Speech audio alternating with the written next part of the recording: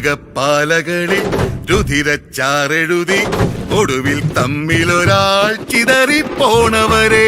ഉടലൊരു പമ്പരമായി തോളോട് തോളിടയെ